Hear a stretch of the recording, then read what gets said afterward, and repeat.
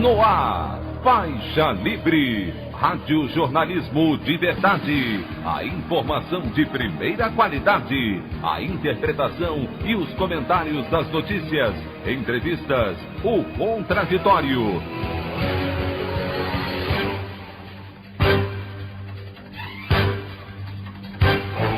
Tudo para aproximar você cada vez mais da realidade do Brasil e do mundo. Apresentação: Anderson Gomes. Primeiro-ministro do Líbano, Mustafa Hadid, renuncia ao cargo pouco menos de um mês depois de assumir o posto, em meio à crise ampliada pela explosão no porto de Beirute. Ex-secretário de Saúde do Rio, Edmar Santos, afirma que governador em exercício Cláudio Castro e presidente da Assembleia Legislativa André Siciliano participavam de esquema de propina. Ministro do Supremo Tribunal Federal, Celso de Mello, antecipa a aposentadoria e deixa a corte no próximo dia 13. Essas e outras notícias na edição desta segunda-feira, 28 de setembro do ano de 2020 do programa Faixa Livre.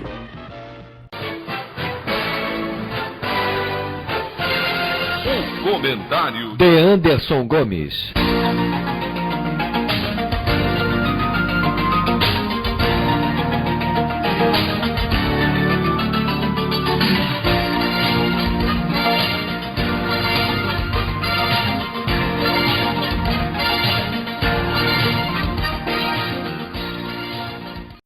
Bom dia, ouvintes. A predileção, digamos assim, da família Bolsonaro pelas transações em dinheiro vivo, sem deixar rastros no sistema bancário, motivou o jornalista Bernardo Melo Franco a apontar, em sua coluna no jornal O Globo do último domingo, a semelhança entre essa turma e o Partido da Causa Operária. O título do texto que vou passar à leitura nesse nosso espaço editorial é Ódio aos bancos une família Bolsonaro ao PCO. Entre as 33 legendas registradas no Tribunal Superior Eleitoral, nenhuma está mais à esquerda que o PCO. Fundado em 1995, o Partido da Causa Operária defende um levante dos trabalhadores contra a burguesia. Seu programa prega a estatização do sistema financeiro.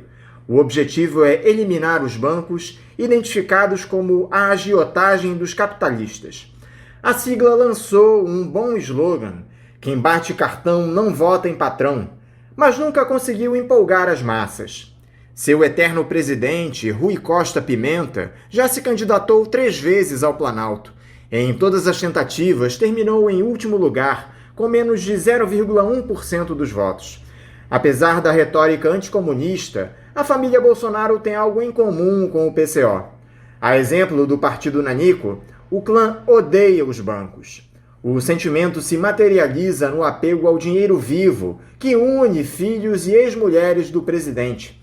Aos 20 anos, o vereador Carlos Bolsonaro usou moeda corrente do país, contada e achada certa, para comprar seu primeiro imóvel na Tijuca.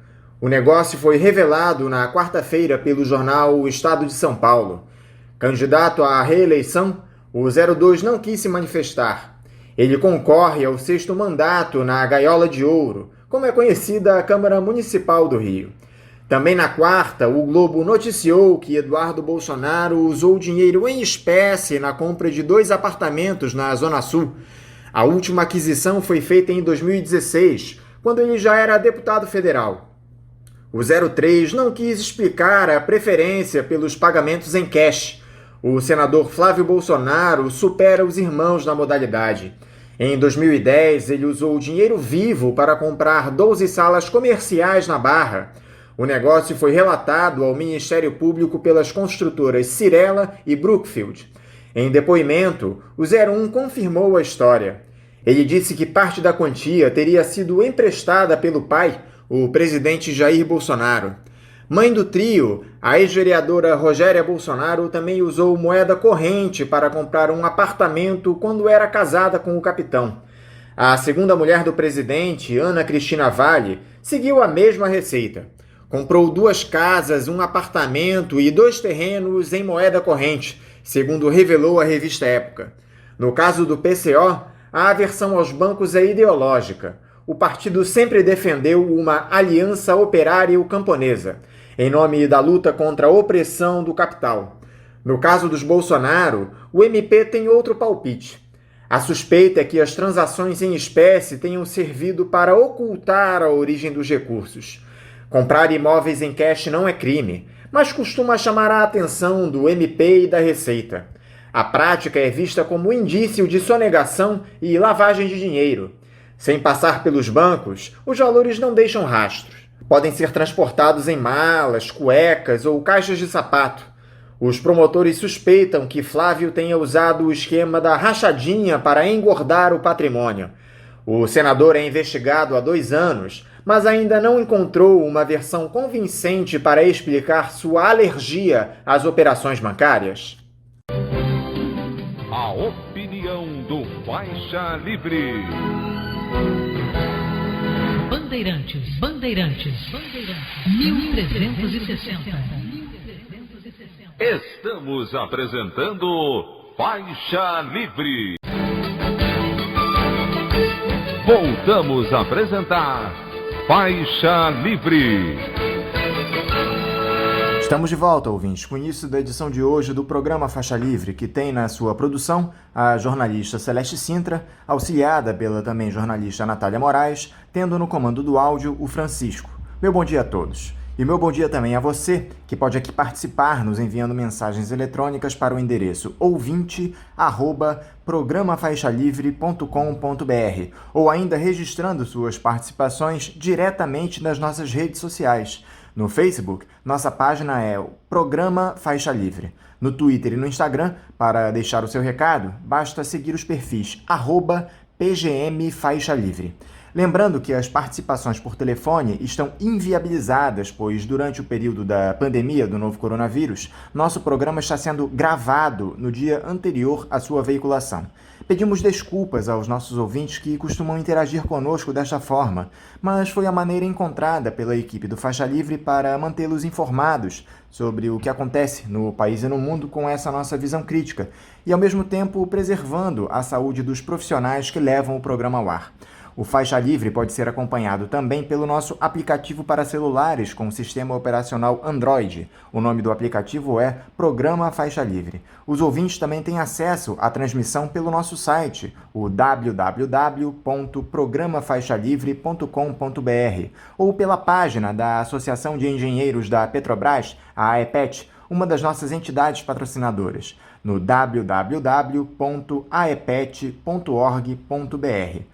Para quem perdeu alguma das edições ou quer ouvir novamente o Faixa Livre, os áudios das entrevistas e editoriais estão disponíveis no nosso podcast, nos aplicativos Spotify, Deezer e Castbox. E dando início às nossas entrevistas, eu cumprimento o deputado federal pelo PSOL do Rio de Janeiro, Glauber Braga. Glauber Braga, bom dia. Bom dia, mais uma vez muito obrigado pela possibilidade de estar aqui com vocês no Faixa Livre, conversando sobre o que está acontecendo no Brasil, dialogando sobre os mais variados temas, organizando a nossa resistência. Muito obrigado mesmo. Muito obrigado, Glauber, por mais essa entrevista para nós aqui no Faixa Livre. Glauber, eu gostaria de começar a nossa conversa hoje falando sobre um episódio que você denunciou e tem acompanhado de perto, que é essa venda daquela carteira de crédito do Banco do Brasil para o BTG Pactual a preço de banana. O PSOL entrou com uma ação no Ministério Público Federal para solicitar a investigação e a anulação dessa operação. E não é para menos, né, Glauber? Negociar uma carteira de crédito de um banco público que vale 2 bilhões e 900 milhões de reais para uma instituição privada que teve como sócio o ministro da Economia, Paulo Guedes, por 371 milhões é um verdadeiro crime de lesa pátria. Como é que anda esse processo lá no Ministério Público Federal? Qual é a expectativa de vocês do PSOL a respeito dessa história, Glauber? Então, por enquanto a gente ainda não teve uma resposta em relação à nossa representação.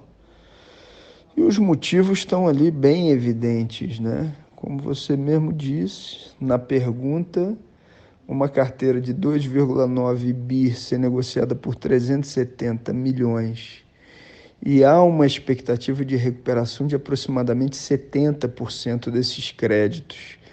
Eu dialogando com uma fonte que fez a análise dessa carteira de crédito há alguns anos, garantiu que a possibilidade de recuperação, repito, é de aproximadamente 70%. Primeiro, por que o próprio Banco do Brasil não podia fazer isso?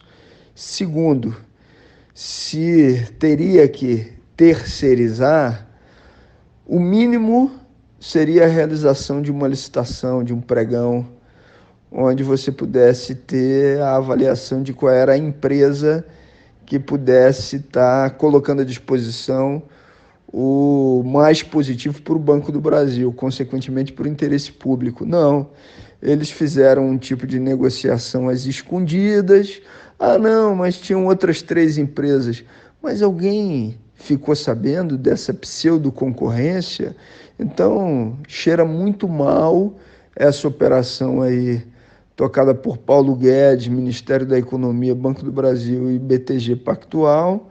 A gente tem que tirar os bancos públicos das garras dessa turma que está, na verdade, tentando derrubar, acabar, atacar os bancos públicos para atender os interesses privados. Os bancos públicos são importantíssimos, fundamentais para o Brasil, só que o Paulo Guedes está querendo privatizar tudo.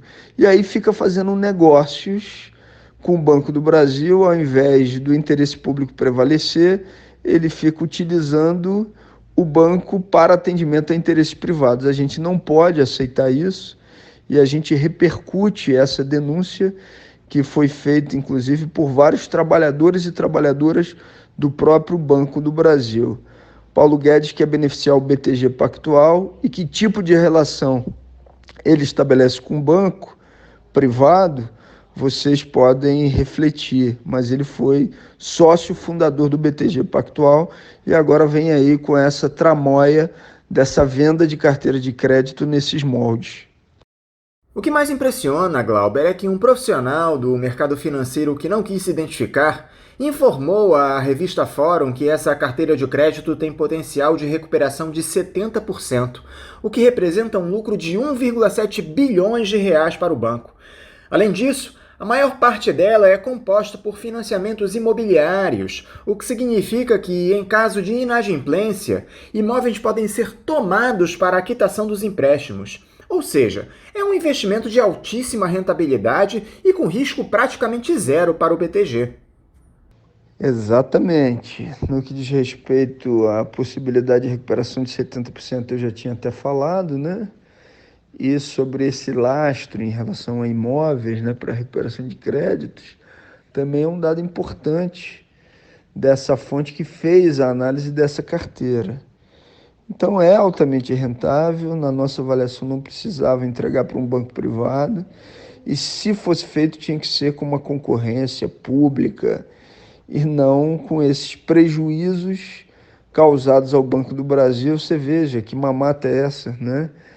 Vendeu uma carteira de crédito de 2,9 bi por 370 milhões com a possibilidade de recuperar 70% do total da carteira. Isso é um crime. Por que você acha, Glauber, que o governo acredita que esse tipo de tentativa de transação vai passar impune aos olhos da sociedade brasileira? Porque não é possível que os gestores da equipe econômica do Paulo Guedes imaginem que ninguém vai perceber tamanho absurdo ou ficar calado diante deste crime contra as finanças do país. Então, eles vão testando os limites, né, da institucionalidade. A notícia que a gente tem é que eles já estão de olho em outras 2 carteiras de crédito. Então, lançaram essa primeira para ver qual que seria a reação, já preparando o bote para as próximas 2 carteiras de crédito. E eles contam também que conseguem capturar o conjunto dos espaços institucionais para os interesses privatistas deles, né? O nosso papel é fazer o combate e não deixar que eles tenham vida fácil.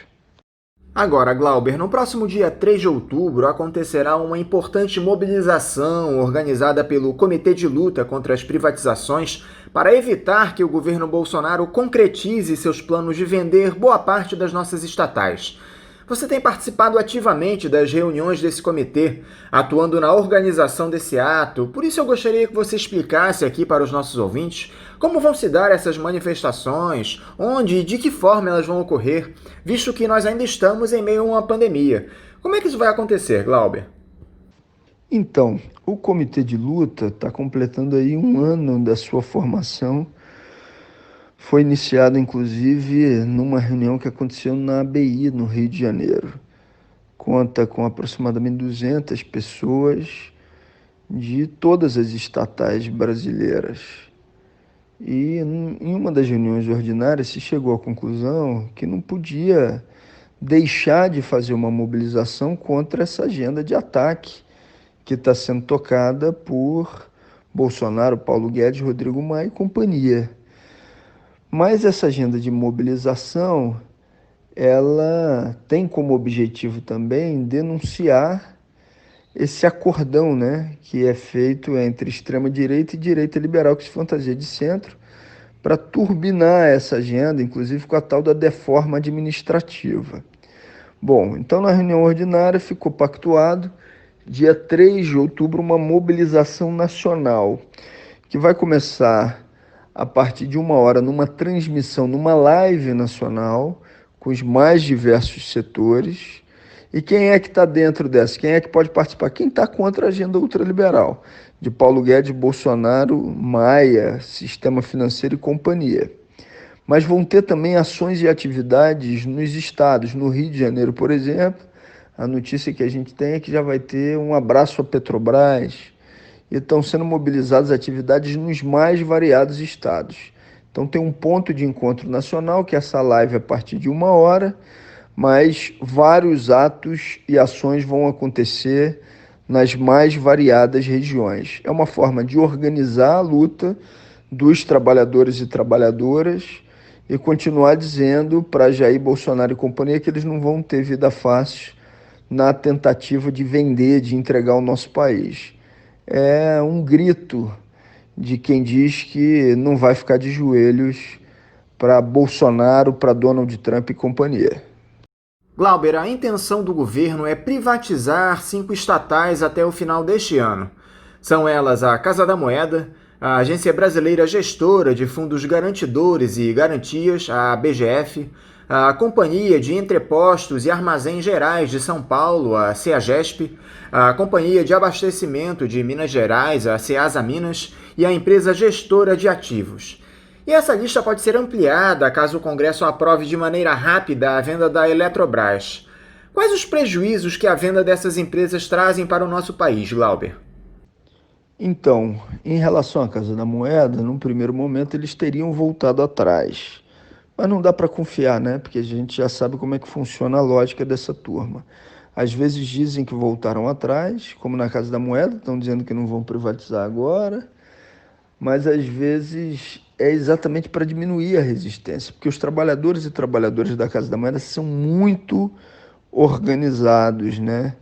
Tem realmente aí um trabalho que é fundamental, importantíssimo, de luta em defesa da Casa da Moeda. Bom, dito isso, qual é o prejuízo? O prejuízo é total, né? Ou seja, é desmontar o Estado nas suas garantias sociais. Você citou, por exemplo, a Eletrobras. Quem controla o preço da energia elétrica controla o preço dos produtos. Quem controla o preço dos produtos controla os mercados. Quem controla os mercados controla os países. E no caso do Brasil, quem controla a política econômica e os mercados brasileiros exerce uma profunda influência sobre toda a América Latina. A América Latina que tem aí fontes de recursos naturais que são extremamente cobiçadas. Tem a primeira reserva de petróleo do mundo, a maior, que é a da Venezuela. Tem na Bolívia, né? Metais que são cobiçados pelo mundo inteiro. Veja aí a declaração de um representante de uma corporação internacional falando dos interesses deles na Bolívia e incentivando o golpe que aconteceu contra o Evo Morales. Então há uma disputa internacional onde eles tentam o controle do Brasil e a gente não pode permitir isso, porque a gente tem que exigir um desenvolvimento que seja próprio, nosso, soberano. E é essa luta que a gente não pode deixar de travar, é gravíssimo, mas eles não vão conseguir, depende muito também da nossa mobilização, evitar essas privatizações, esse desmonte, repito, do Estado brasileiro nas suas garantias sociais. O curioso, Glauber, é que o governo não fala diretamente em privatização. Ele usa um nome garboso para camuflar esse atentado contra o Estado Nacional. Chama de Programa de Parcerias de Investimento. Esse componente retórico também faz parte dos planos do Palácio do Planalto, para que o termo privatização não fique no imaginário da população, evitando assim uma maior oposição, não é isso? Exatamente, inclusive porque o povo brasileiro já demonstrou que é contra as privatizações. Você pega a pesquisa da Datafolha que é feita, de cada 10 brasileiros, de 6 a 7 dizem que são contra as privatizações. A gente está falando aí de 70% da população brasileira como resistência a essa política de governo. Então eles tentam amenizar para diminuir a resistência, mas não adianta. O povo sabe, nós sabemos e denunciamos, o nome disso que eles estão fazendo é privatização mesmo. Glauber, na semana passada houve uma manifestação de uma série de sindicatos pedindo a derrubada do veto do Jair Bolsonaro a essa desoneração da folha de pagamento das empresas, algo que vocês lá no Congresso aprovaram em junho.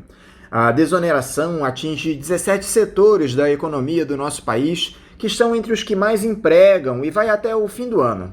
As empresas desses setores, entre os quais a construção civil, call center, calçados e têxtil, em vez de fazerem a contribuição para o INSS sobre a folha de pagamento com alíquota de 20%, pagam um percentual, até 4,5%, dependendo do setor, sobre o valor da sua receita bruta. Como é que andam as negociações lá no Congresso a respeito da derrubada do veto, Glauber? Há ânimo dos parlamentares para isso? Explica aqui para a gente também a importância dessa medida para as empresas e a economia do país, por favor. Então, o pessoal sempre tem e teve uma posição muito crítica à desoneração irrestrita, né? Que não seja avaliada com muito critério. Mas, de fato, a gente está passando por um período extraordinário, então vamos avaliar ponto por ponto da medida quando ela for votada no Congresso Nacional. Agora, o que tem é um acordão entre Davi Alcolumbre e o próprio Bolsonaro. Davi Alcolumbre não está chamando as sessões do Congresso para que os vetos sejam derrubados.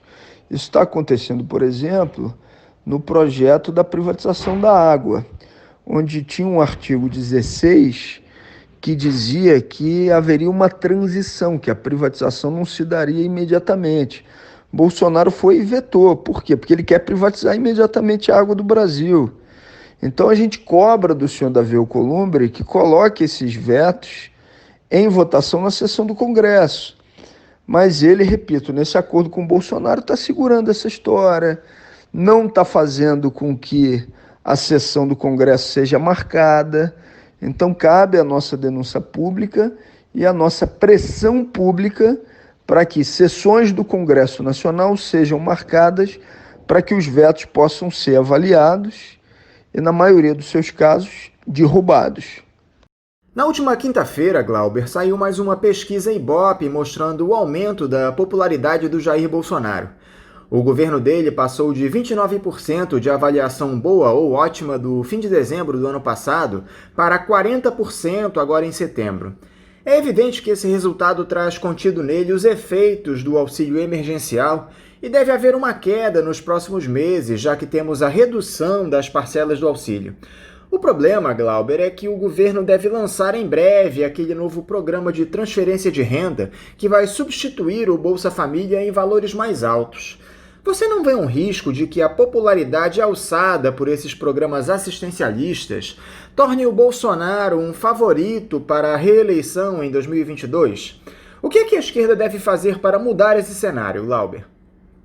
Então, em primeiro lugar, Eu acho que a esquerda deve defender a renda para as famílias. Quem lutou pelo auxílio emergencial foi a esquerda. Bolsonaro mandou lá uma proposta de R$ 200.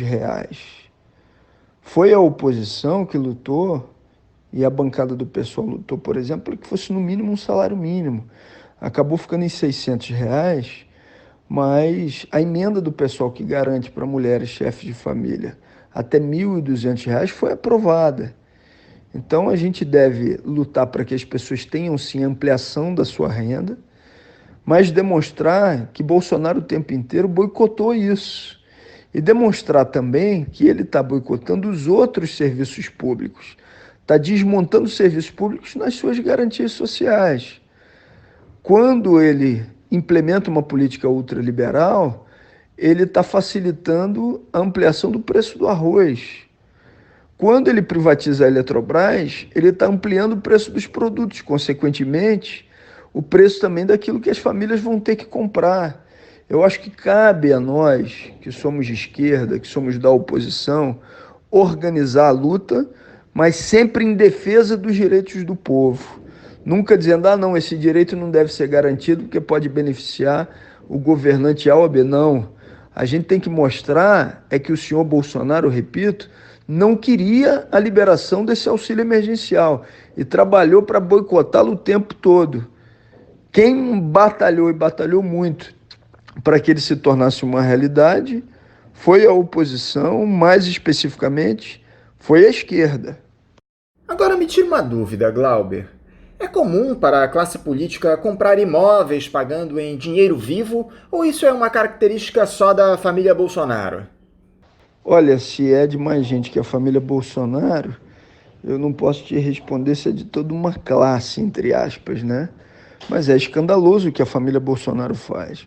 As relações que ele tem no gabinete de Flávio Bolsonaro, com Queiroz, operador da família, operador político e operador financeiro, e isso se convertendo em compra fraudulenta de imóveis por parte da família, isso é um escândalo, né?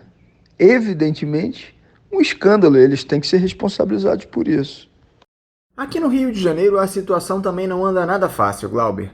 Tivemos a aprovação do impeachment do governador Wilson Witzel lá na Assembleia Legislativa por unanimidade, um acachapante e incontestável 69-0, sendo que o chefe do Executivo já havia sido afastado pelo Superior Tribunal de Justiça. Como é que você analisa, Glauber, esses constantes envolvimentos de governadores aqui no Rio em episódios de corrupção? Parece algo enraizado na nossa política. Então, em primeiro lugar, o Witzel é um nazista que já demonstrava no período da campanha eleitoral ter um caráter patrimonialista, né?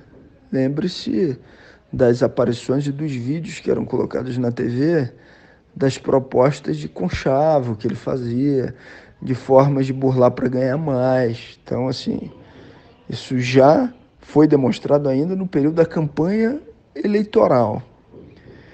Agora, eu não sou um daqueles que celebra a decisão monocrática do judiciário por entender o caráter de classe do judiciário e por entender que tem guerra na gangue lá entre Bolsonaro, Witzel e companhia.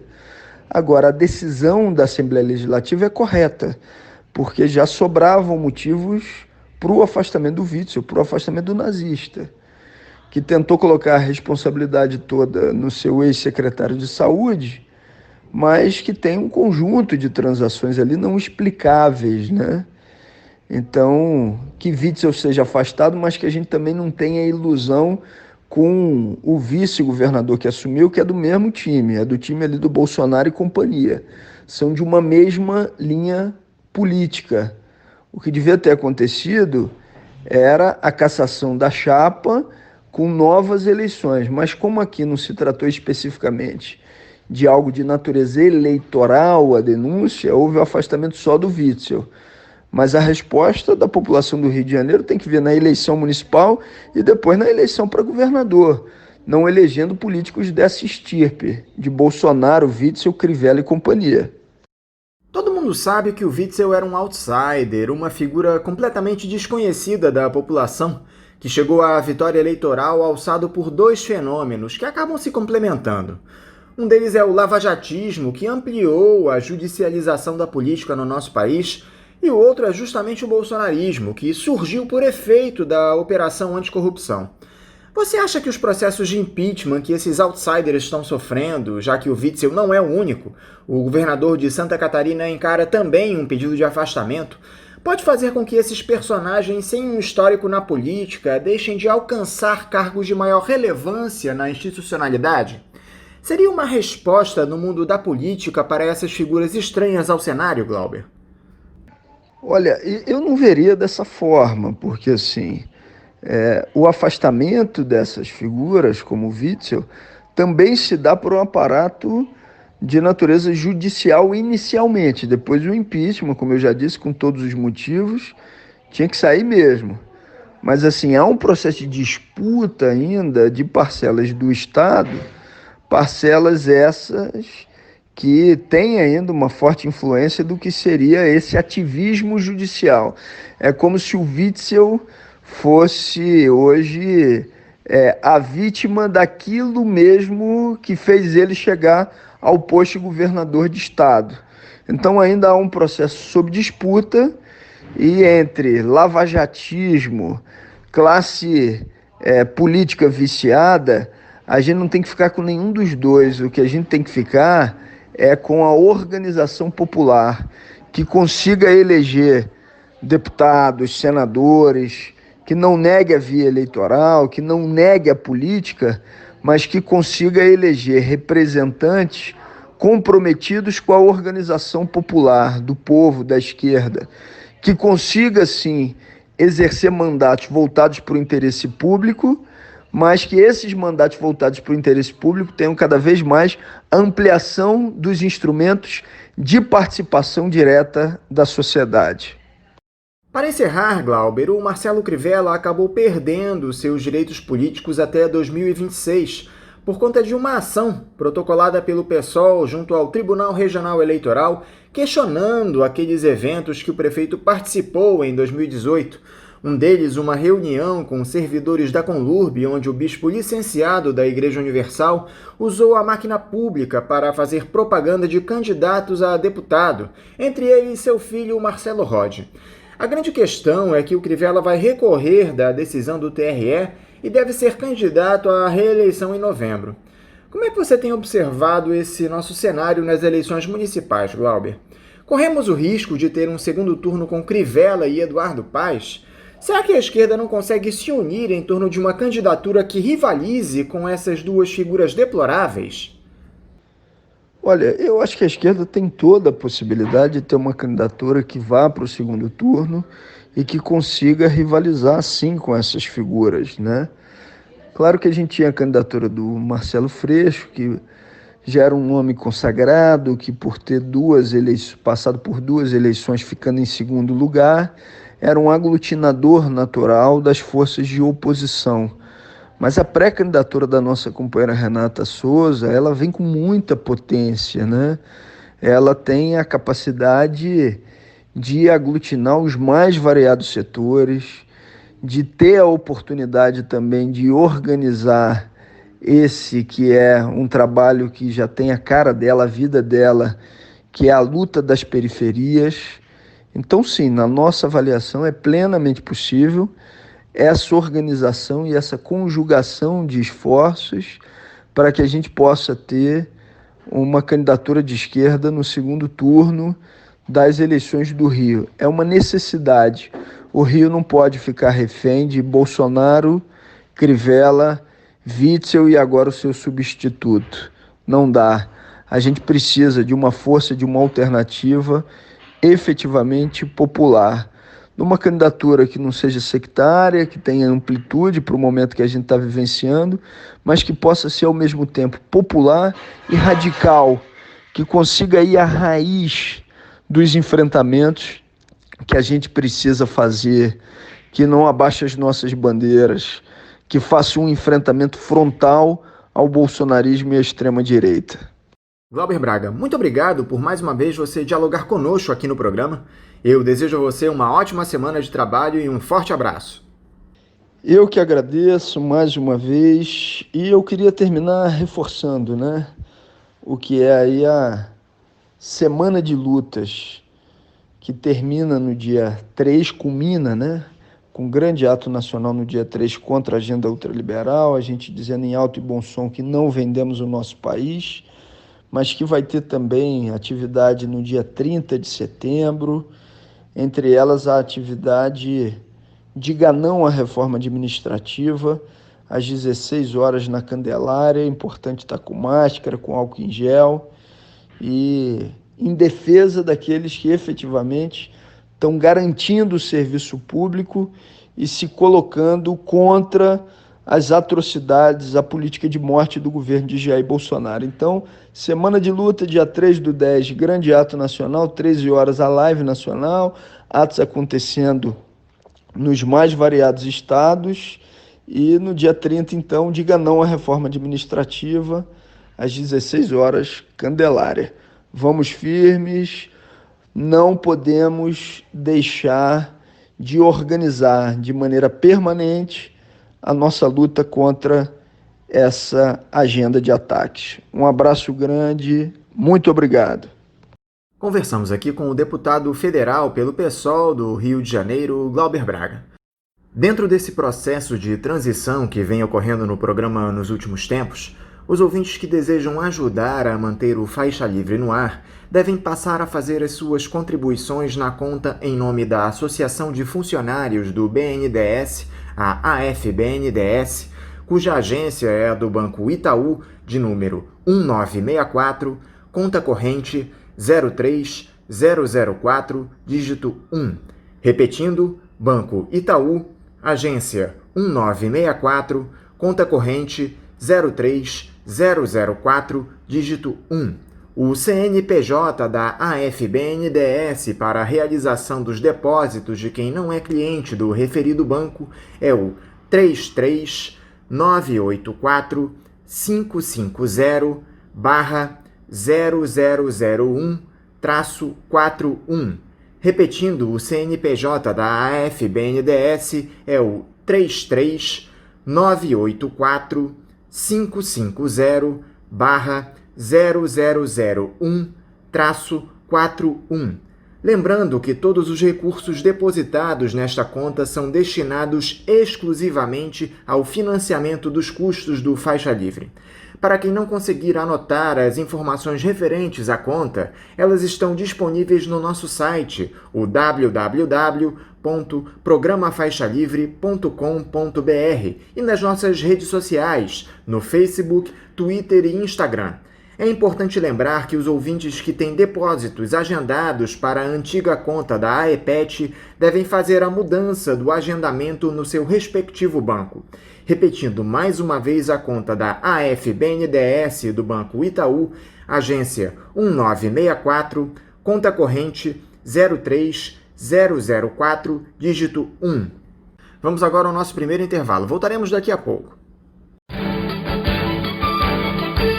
Voltamos a apresentar Faixa Livre.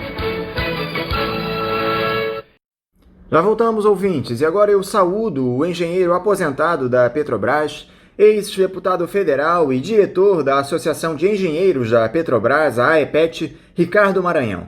Ricardo Maranhão, bom dia. Bom dia, companheiro Anderson. Uma alegria muito grande ouvi-lo e também participar mais uma vez do nosso programa Faixa Livre, que é uma trincheira democrática em defesa da soberania brasileira. Um grande abraço para todos os ouvintes, estou à sua disposição. Ricardo, eu quero te agradecer por mais uma vez se dispor a dialogar conosco aqui no Faixa Livre. Ricardo, desde que nós conversamos aqui no programa pela última vez, algumas novidades surgiram em torno desse criminoso processo de entrega da nossa Petrobras. Primeiro, essa ação que corre lá no Supremo Tribunal Federal, que analisa a possibilidade de a diretoria da estatal vender suas refinarias sem que o Congresso avalize. A votação virtual sobre o tema estava em andamento, só que o novo presidente da corte, o Luiz Fux, suspendeu o processo na última terça-feira, depois de 3 ministros votarem contra a privatização das refinarias sem o aval dos parlamentares. Foram eles o relator Edson Fachin, seguido por Ricardo Lewandowski e Marco Aurélio Mello. Te surpreendeu essa decisão do Fux, Ricardo, quando tudo se encaminhava para uma derrota do governo? Veja bem, meu companheiro Anderson, eu não sei exatamente quais os objetivos do presidente, do ministro Fux, ao suspender a votação. A votação vinha com um encaminhamento muito favorável à Petrobras, como precisa ser. O que é que está por trás dessa celeuma que ocorre agora no Supremo Tribunal Federal? O Supremo Tribunal Federal, tempos atrás, tomou uma decisão, a meu ver, equivocada. Uma decisão no sentido de que empresas estatais, desde que subsidiárias de outras estatais, é o caso, por exemplo, da Petrobras Distribuidora e de outras da TBG, da TAG, da NTS, são subsidiárias integrais da Petrobras, e essas empresas subsidiárias podem ser vendidas, podem ser privatizadas sem qualquer consideração do Congresso Nacional, dos representantes do povo brasileiro.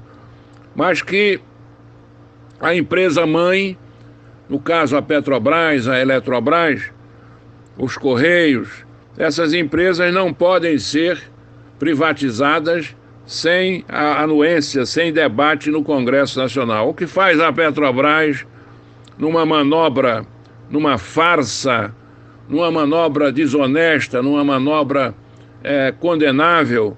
A Petrobras se encaminha no sentido de transformar as suas refinarias em subsidiárias para poder vendê-las sem dar satisfação a ninguém, né? Isso é um absurdo, é um desvio de finalidade. A Lei 9478, que é a chamada Lei do Petróleo, ela permite que a Petrobras crie subsidiárias, mas ela é muito clara no sentido de que essas subsidiárias precisam ser criadas estritamente na medida do necessário para conduzir as suas operações. Ora, a refinaria Landulfo Alves de Mataripe, a RELAM, por exemplo, cuja negociação para a privatização está em fase adiantada, ela completou agora recentemente 70 anos. Nesses 70 anos ela vem operando de forma absolutamente normal, ela sofreu sucessivas expansões, ela presta um serviço inestimável ao Nordeste brasileiro, à Bahia, onde está situada, e nunca precisou ser transformada em subsidiária. E agora querem transformar em subsidiária para burlar, para enganar, para se aproveitar da decisão infeliz no passado do Supremo, para privatizar essa empresa.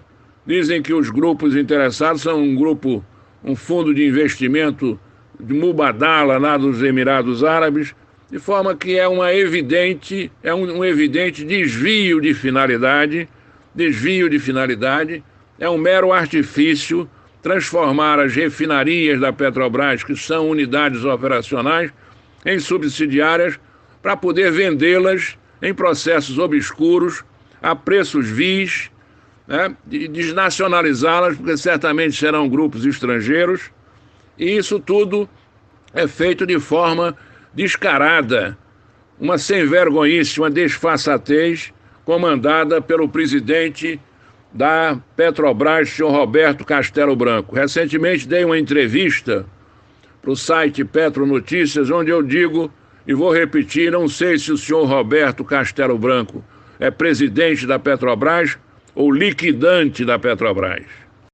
Esse alinhamento do Luiz Fux ao governo federal, Ricardo, que foi verbalizado pelo próprio quando assumiu a cadeira de presidente do Supremo no início do mês, não te preocupa? Aliás, dá para confiar nesse nosso judiciário na defesa das nossas estatais? Veja bem, Anderson, o Supremo Tribunal Federal é o órgão mais importante do Poder Judiciário brasileiro. A ele cabe zelar pela preservação da Constituição Federal, que é a nossa lei maior, e submete a todos desde o presidente da República até o brasileiro mais simples. Todos têm o dever, a obrigação de cumprir as determinações constitucionais. Ministro nenhum, membro do Poder Judiciário, seja ele quem for, o mais graduado possível, pode ter alinhamento com quem quer que seja. Ele só tem que ser alinhado aos princípios constitucionais, aos princípios legais. Ele tem que decidir observando a lei. Ele tem que decidir procurando fazer justiça.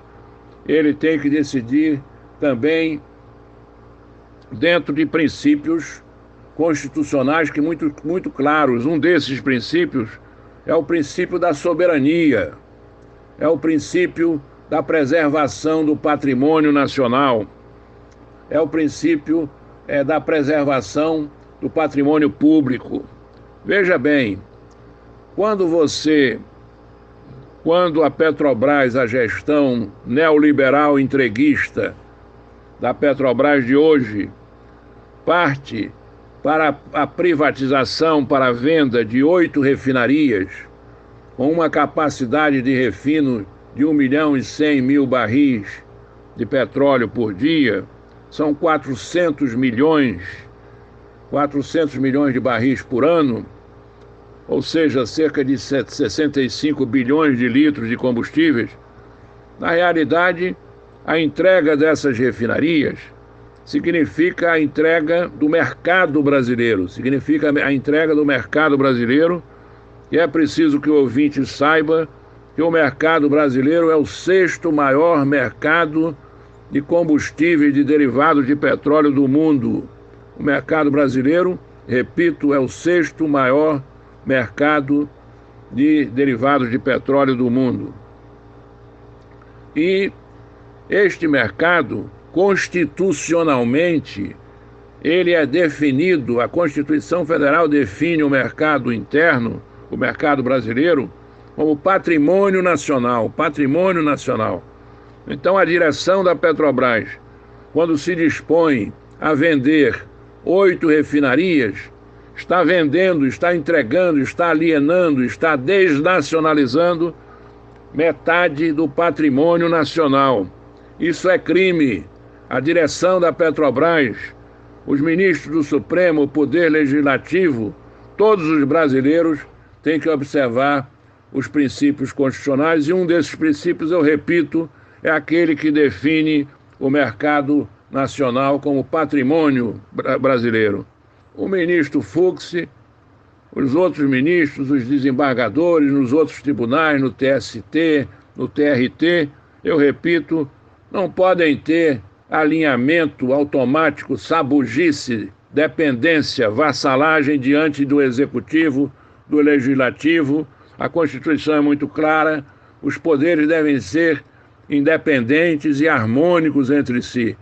Os ministros, todos os ministros do Supremo Tribunal Federal, inclusive o seu presidente, tem que agir com independência, e o seu balizamento único deve ser a lei, a Constituição, o interesse nacional, a soberania do nosso país.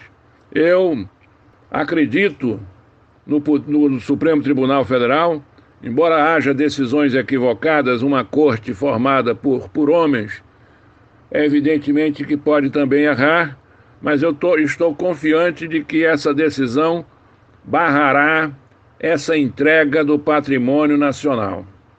Vocês da Associação de Engenheiros da Petrobras, Ricardo, afirmam que a venda das refinarias vai prejudicar os consumidores e também fará com que a estatal abra mão de um mercado bilionário, que é esse do refino de petróleo. Explica aqui para os nossos ouvintes, por favor, Ricardo, quais seriam esses prejuízos provocados pela privatização das refinarias? Meu companheiro Anderson, as refinarias da Petrobras, e aí, evidentemente, incluídas as 8 que pretendem desnacionalizar, que pretendem privatizar, são eficientes. Os custos de refino no Brasil são inferiores aos custos de refino das refinarias americanas na região do Golfo do México. Razoavelmente inferiores. abaixo de $3 por barril, e nos Estados Unidos esse custo ultrapassa os $4. Eu posso garantir a você e aos nossos ouvintes que nenhuma empresa privada tem condições de trazer derivados de petróleo, gasolina, diesel, gás liquefeito de petróleo do exterior, colocando esses produtos no mercado brasileiro por preços inferiores aos praticados pela Petrobras, desde que a Petrobras haja voltada para o interesse nacional.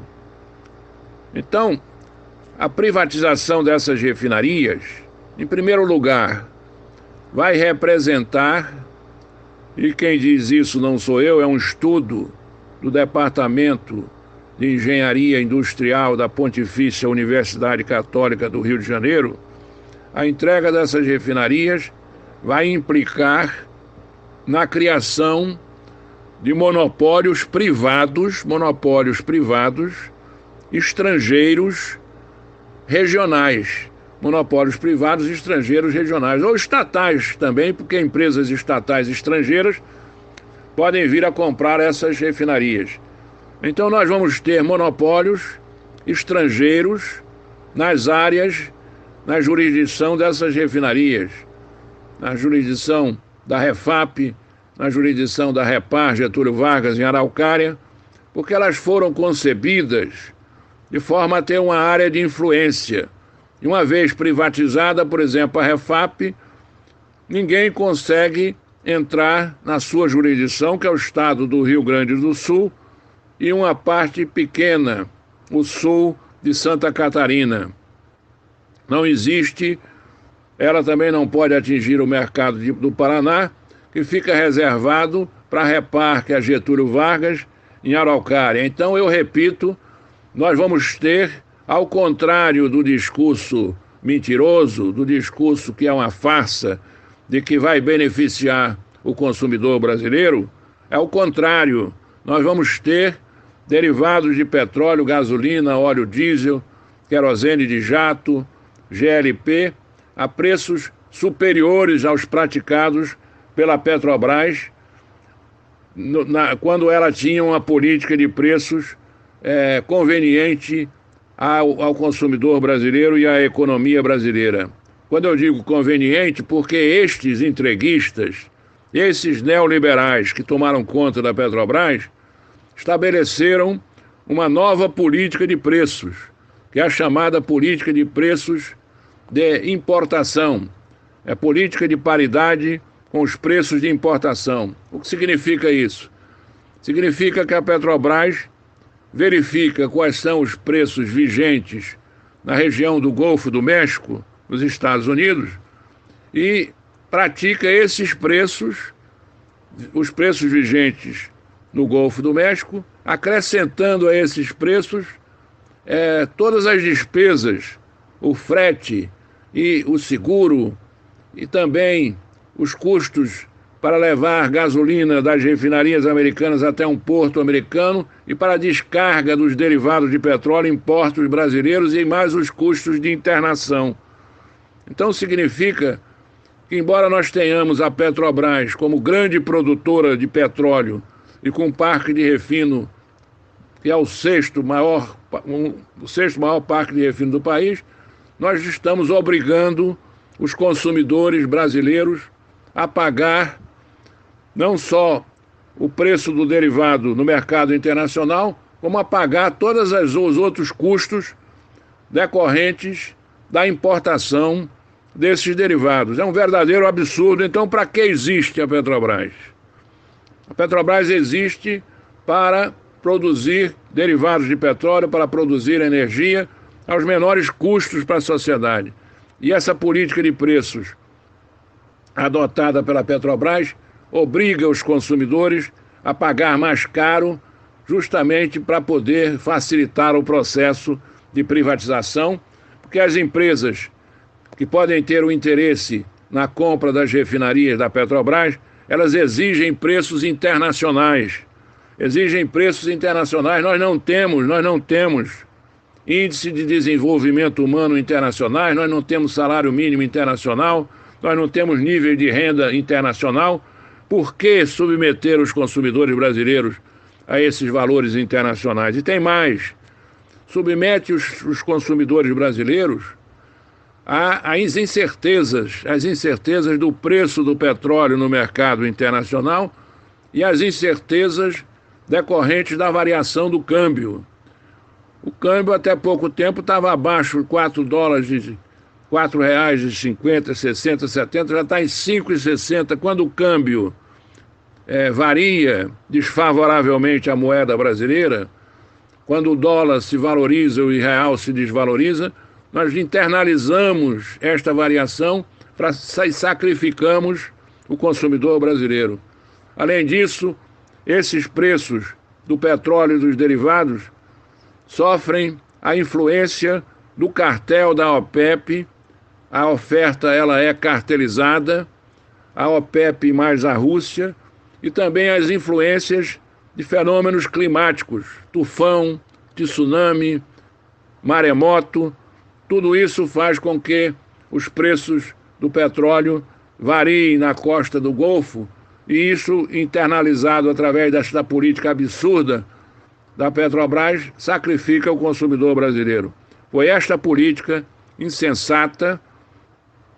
Na gestão do senhor Pedro Parente, a Petrobras chegou, veja que absurdo, meu companheiro Anderson, meus companheiros ouvintes, a Petrobras chegou a reajustar os preços da gasolina e do diesel em mais de 100 vezes, eu repito, durante o ano, e esse desastre, essa combinação de variação da taxa de câmbio com variação dos preços dos derivados de petróleo, isso tudo levou à greve dos caminhoneiros, que paralisou o país, uma greve justa com apoio popular, porque os caminhoneiros, além de enfrentar a insegurança nas estradas, o estado precário das estradas, as distâncias enormes do Brasil, eles ainda foram submetidos a uma política de preço de diesel verdadeiramente absurdo, e essa levou a greve que parou o país, e eu repito, que embora justa, deu prejuízos incalculáveis à nossa economia. O curioso, Ricardo, é que a mídia dominante vem dizendo nos últimos dias que esse impasse no Supremo Tribunal Federal, no que diz respeito à privatização das refinarias, prejudica a Petrobras, cujas ações já teriam caído mais de 30% no ano por conta da crise do petróleo provocada pela pandemia. Ou seja, eles condicionam a venda da empresa à recuperação dos negócios. É uma estratégia criminosa dessa grande imprensa, você não acha? É justamente o contrário, meu companheiro Anderson. Na medida em que você se desfaz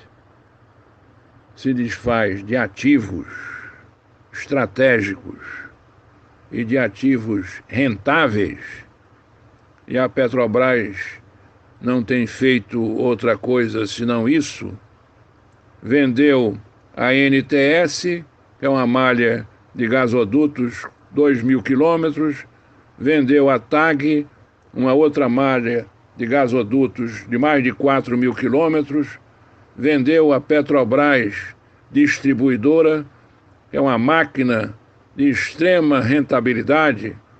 Em 2019, a Petrobras Distribuidora deu quase 4 bilhões de reais de lucro.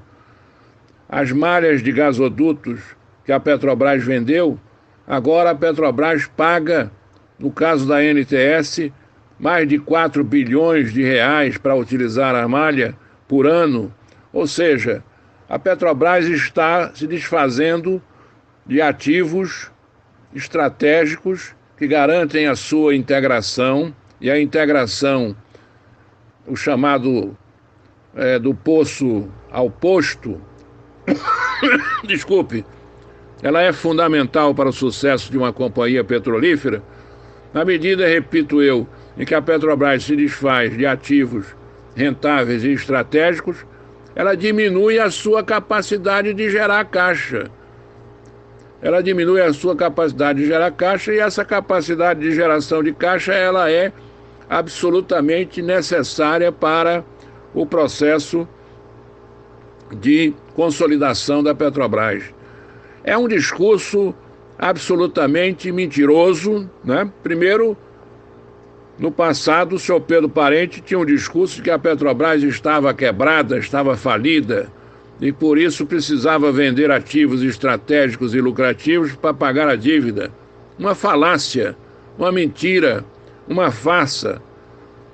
Naquela época, a Petrobras chegou a ter 25, 22, 20 bilhões de dólares em caixa.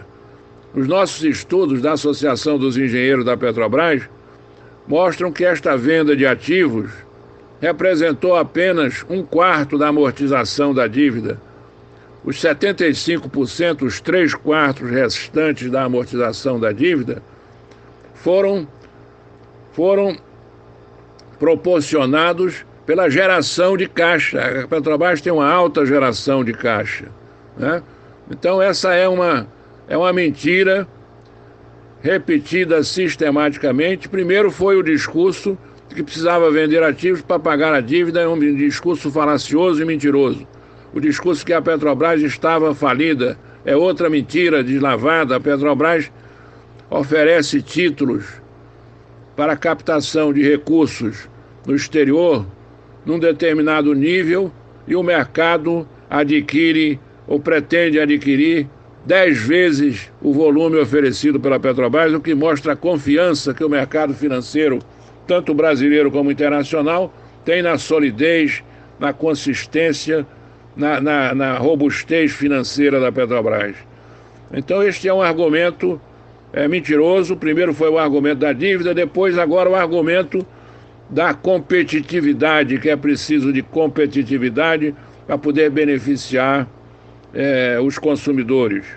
E aí a Petrobras faz um acordo com o CAD, que é o Conselho Administrativo de Defesa Econômica, o CAD, que é um órgão regulador dos monopólios, né, para se desfazer de suas participações na área do gás natural, para se desfazer de suas refinarias, para se desfazer, enfim, de outros ativos estratégicos, sob a alegação de que a Petrobras tem uma posição dominante no mercado e que estaria abusando desta posição dominante, ou seja, praticando preços lesivos aos consumidores. Isso foi uma denúncia que partiu da ABICOM, Associação Brasileira de Importadores de Combustíveis. A ABICOM denunciou também falaciosamente que a Petrobras, por ter uma posição dominante, ela estaria abusando dessa posição dominante, praticando preços lesivos aos consumidores. Mais uma farsa. O CAD, ao invés de apurar efetivamente essa denúncia, e também a Petrobras, ao invés de se defender, mostrando que a denúncia era falaciosa, que a denúncia não subsistia, que a denúncia era inconsistente, o CAD simulou um início de apuração da denúncia da ABICOM e quando, sem chegar a nenhuma conclusão, e a investigação não passou de uma fase muito preliminar, o presidente da Petrobras vai ao CAD e se oferece para entregar as 8 refinarias da empresa, para entregar as participações da Petrobras na área do gás, ou seja, comete um crime catalogado na Lei das Sociedades Anônimas como abuso do acionista controlador. O acionista controlador da Petrobras é a União, é o Estado brasileiro. O seu representante é o senhor Roberto Castelo Branco, na presidência da empresa, e ele adota uma medida, qual seja a de assinar um termo de cessação de conduta com o CAD, se oferecendo espontaneamente para vender as refinarias da Petrobras. Com isso, ele está, em última análise, tomando medidas em benefício para favorecer concorrentes da Petrobras. A Lei 6404, que é a Lei das Sociedades Anônimas, define este procedimento como abuso do acionista controlador. E o CAD, por sua vez, ao invés de levar a apuração das denúncias da ABICOM até o final, celebra este acordo, esse termo de cessação de conduta com a Petrobras, deixando de cumprir com o seu dever. O dever do CAD era levar a investigação até o fim, e se a Petrobras efetivamente estivesse abusando de sua posição dominante, punir a direção da Petrobras, punir a Petrobras e não deixar de fazer essa apuração, trocando isso por um TCC que favorece concorrentes da Petrobras, e a Petrobras deveria também, a direção da Petrobras deveria defender a Petrobras das acusações da Abicom, mostrando serem essas acusações inconsistentes e processar a Abicom se ficasse provada a inconsistência. Então, todo um processo, uma farsa, uma simulação, um desvio, um contorno para a entrega do patrimônio nacional. Ricardo, eu queria abordar agora uma matéria do site Money Times, publicada no mês passado, mas que nós não chegamos a repercutir aqui no programa.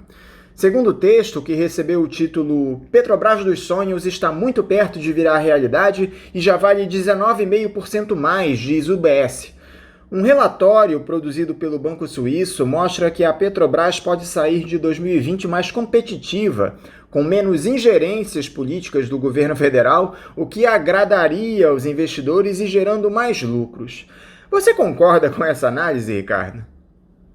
Ô Anderson, em primeiro lugar, eu acho lamentável a posição, a postura da mídia brasileira, repercutindo opiniões de bancos, de agentes financeiros estrangeiros. Opiniões essas que, evidentemente, nem sempre contemplam o interesse brasileiro, o interesse nacional, né? Mas o que os neoliberais mais detestam é o Estado brasileiro ou o Estado nacional, né? Eles querem agir no cenário econômico, na economia, na indústria, no comércio, enfim, no mercado financeiro, sem nenhum controle do Estado. O Estado existe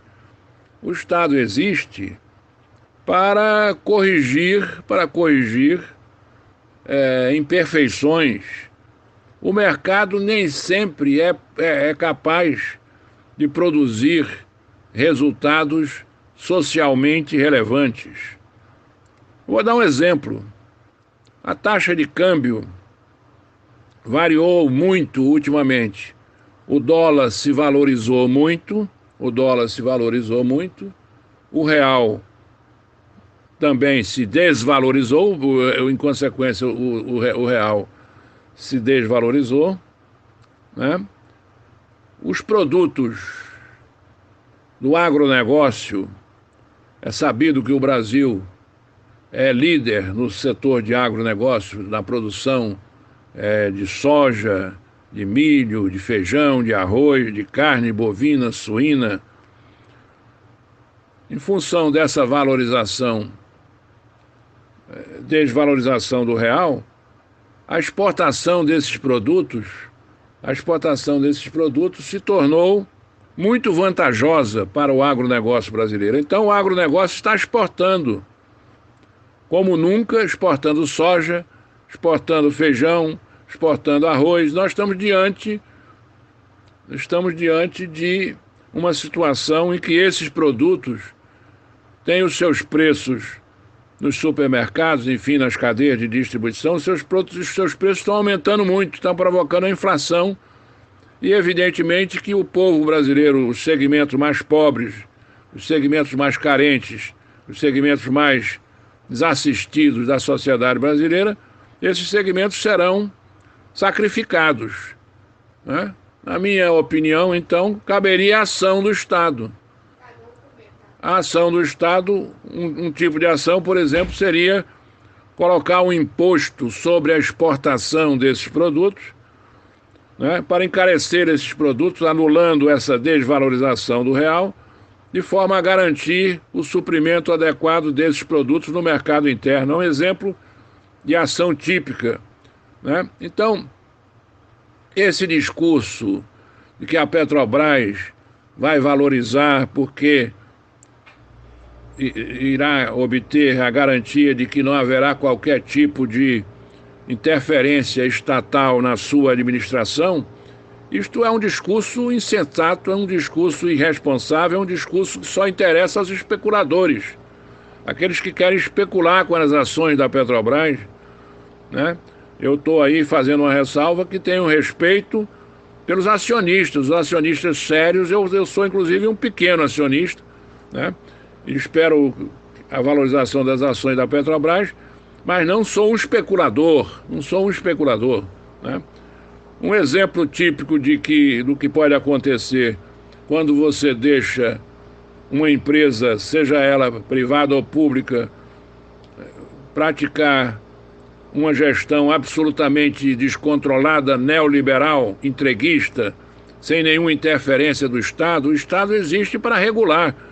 Isso, sobretudo, numa indústria complicada como é a indústria do petróleo, uma indústria cartelizada, uma indústria de grandes mamutes, de grandes empresas estrangeiras, de cartéis, da OPEP, né? É importante um exemplo típico do descontrole, essa falta de controle absoluta, é a greve dos caminhoneiros, O senhor Pedro Parente, lá da cabeça dele, estabeleceu uma política de preços que levou, eu repito, a reajuste nos preços do diesel, mais de 100 reajustes no período de um ano, e resultou numa greve terrível para a economia do país, justíssima, e no desespero de milhões de trabalhadores, muito importantes, mais de 2 milhões de caminhoneiros brasileiros, que foram sacrificados por essa irresponsabilidade, né? Então, não é possível deixar essa indústria, esse produto absolutamente estratégico. Petróleo é energia. Não se faz nada sem energia, e energia cara, energia descontrolada, tem consequência nociva para a economia brasileira. E é necessário, esse é um falso discurso, é necessário um mínimo de regulação, né? Evidentemente que o Estado não pode interferir na Petrobras de forma a prejudicar a companhia que pertence a ele, o Estado.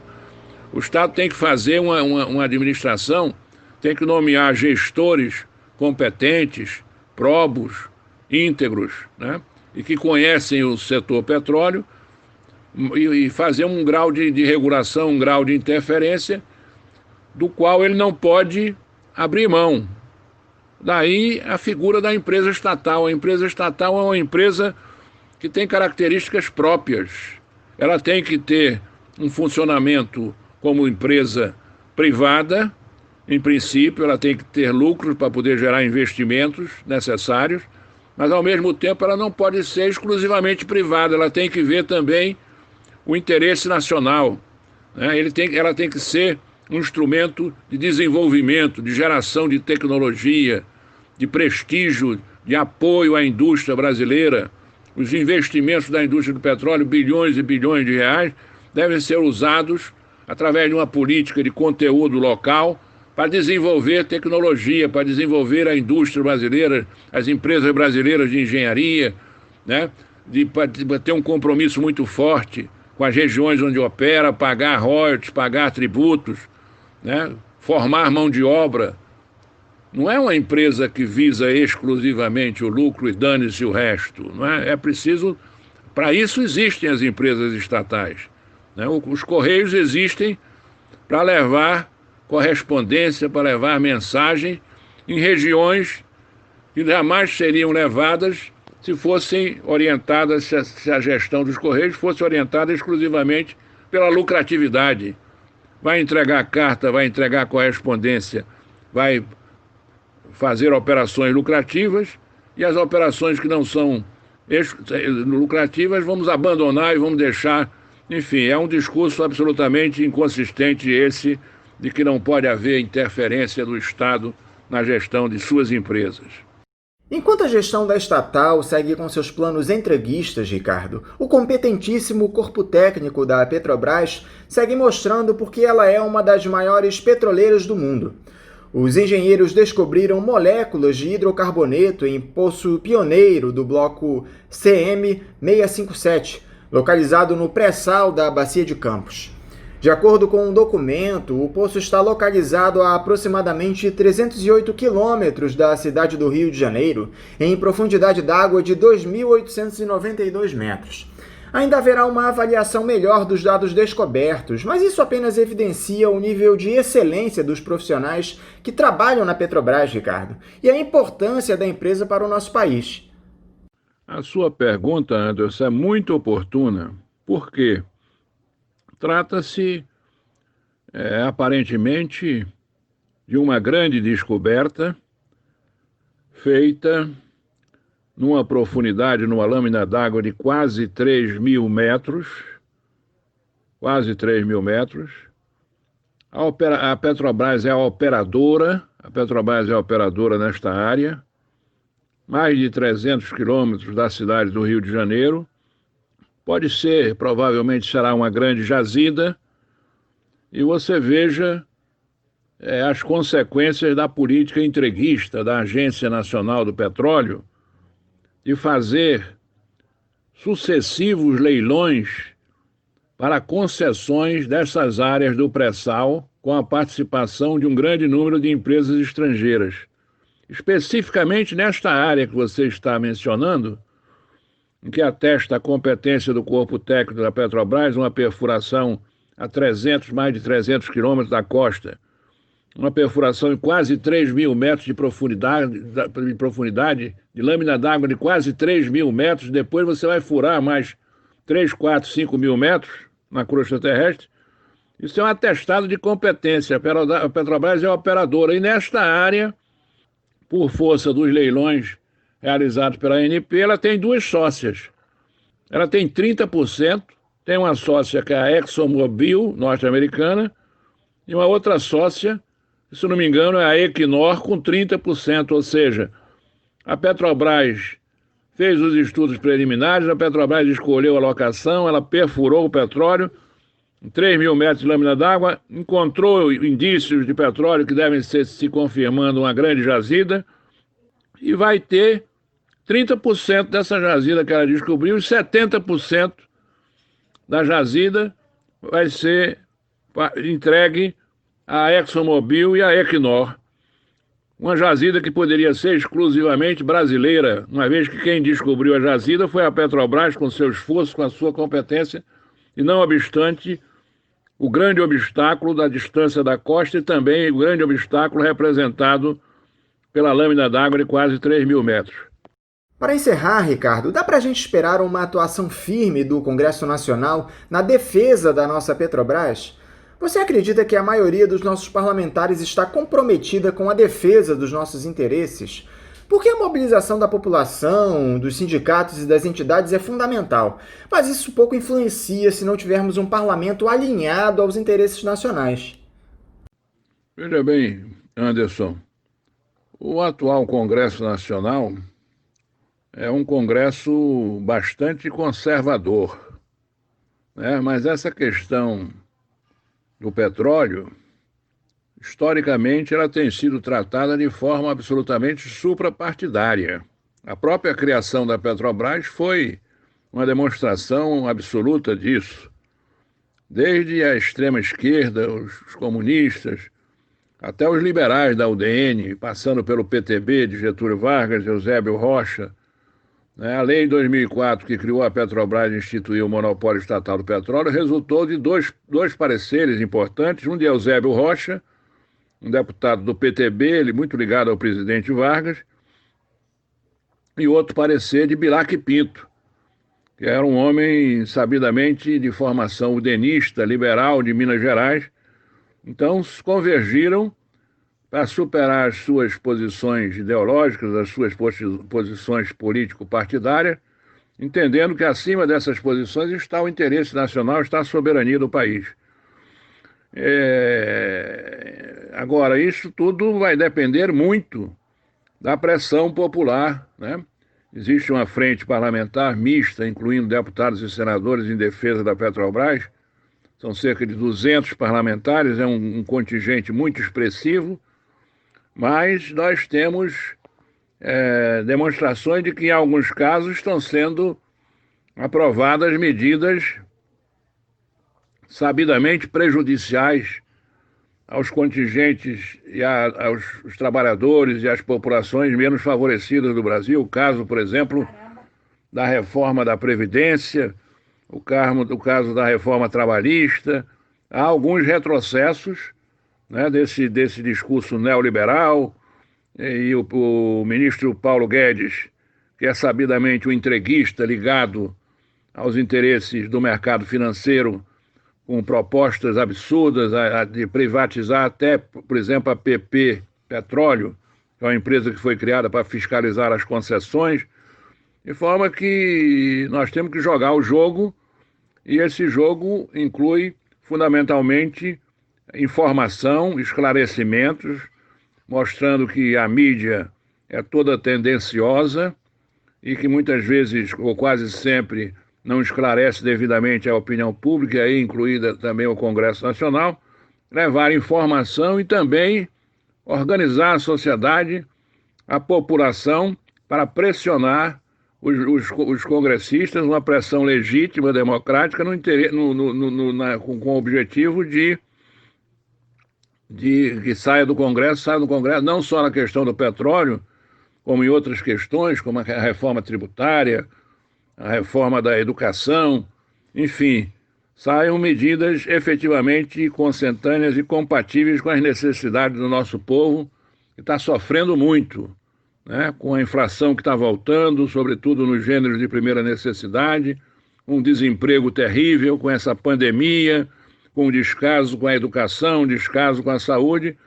Enfim, é o jogo democrático, é a pressão legítima junto aos representantes do povo para que eles digam efetivamente a que vieram. Ricardo Maranhão, mais uma vez, muito obrigado por conversar conosco aqui no Faixa Livre. Eu desejo a você uma ótima semana e um forte abraço.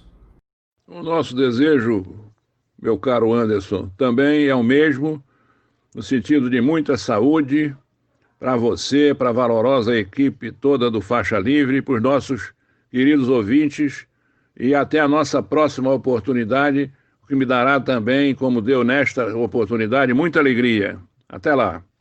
Conversamos aqui com um engenheiro aposentado da Petrobras, ex-deputado federal e diretor da Associação de Engenheiros da Petrobras, a AEPET, Ricardo Maranhão. Vamos agora a um novo intervalo. Já voltaremos. Voltamos a apresentar Faixa Livre. Estamos de volta, ouvintes, e agora eu cumprimento a professora de português, membro da diretoria da Associação de Docentes do Colégio Pedro II e conselheira no Conselho Superior do Colégio, Laís Naufel. Laís Naufel, bom dia. Oi, Anderson, bom dia para você e bom dia para todos os ouvintes do Faixa Livre. Laís, eu quero te agradecer por você dialogar conosco aqui no Faixa Livre. Laís, nós gostaríamos de abordar com você uma situação lamentável da qual vocês, servidores do Colégio Pedro II, têm sido vítimas nos últimos tempos. Uma série de denúncias de alguns pais de alunos dizendo que o colégio não estaria realizando atividades escolares no ambiente virtual como a maioria das instituições de ensino tem feito. Inclusive, uma ouvinte nossa, meses atrás, nos enviou um recado reclamando desse episódio. Eu não quero me alongar muito, Laís, porque eu quero dar espaço a vocês da Associação de Docentes para se posicionarem a respeito dessas críticas e dizer o que vocês, do Pedro II, têm feito em prol dos alunos nesse período difícil de isolamento social provocado pela pandemia. A palavra é tua, Laís. Então, em março, quando as aulas foram suspensas, a nossa reação imediata foi exatamente igual a de qualquer outra escola no Brasil. A gente começou a tentar fazer o contato virtual com os alunos. Era uma medida emergencial, né, já que tudo era muito novo e a gente não sabia exatamente como lidar com aquela situação. Só que a gente percebeu que isso não estava funcionando do jeito que a gente esperava que funcionaria, não estava dando certo. Então o colégio entendeu que era preciso repensar essa metodologia, considerando a especificidade do próprio período pandêmico e também pensando a realidade da escola pública nesse contexto. Foi assim que a gente chegou ao que atualmente a gente chama de atividades de apoio cognitivo e emocional. E a proposta é oferecer atividades que colaborem para o desenvolvimento cognitivo, na medida do possível, né? Considerando que a gente está num momento pandêmico, apesar de praias e bares lotados. E a gente vai fazer isso numa perspectiva não conteudista, visando ao acolhimento, sem pressões e sem cobranças aos estudantes. Então, quer dizer, a escola não deixou de atender os alunos, ela não abandonou ninguém. Só que pensar a metodologia exige um debate, exige muitas horas de reunião, e o Conselho Superior do Pedro II ele não pode decidir sem ouvir a comunidade. Então, a grande questão que nos foi colocada é: a gente precisava pensar as possibilidades de interação no contexto de crise sanitária. E a gente tem que fazer isso por um viés que seja do afeto, da escuta, da empatia, ou seja, é um processo demorado. E aí, desde o dia 21 de setembro, essas atividades de apoio cognitivo e emocional, elas estão sendo disponibilizadas e vão ser disponibilizadas até o final do ano. E aí esse é o tempo em que a gente tem para continuar conversando, a gente vai continuar se reunindo com a comunidade escolar para avaliar esse processo.